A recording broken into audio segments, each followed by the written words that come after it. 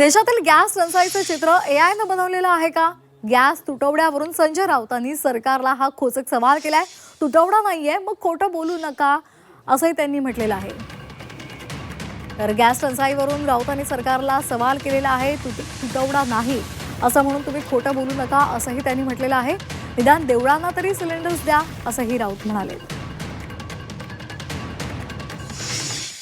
दिल्लीत अनेक ठिकाणी आज वृत्तपत्रात रांगा लागल्याची चित्र जी प्रसिद्ध झाली आहेत ती का एआयनं काढलेली आहेत का? काय तुमचं एआय काय? मुंबईमध्ये 40% रेस्टॉरंट बंद आहेत. मुंबईमध्ये शाळांच्या कॅन्टीनमध्ये LPG मिळत नाही आहे.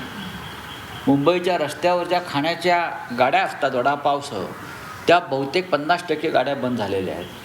आणि तुम्ही म्हणताय की परिस्थिती चिंताजनक नाही किंवा काही अडचण नाही. तुम्ही खोटं बोलू नका. देवालये जी आहेत प्रमुख काशीमध्ये, काशी कोणाचा मतदारसंघ आहे? काशी हा प्रधानमंत्री नरेंद्र मोदींचा मतदारसंघ आहे.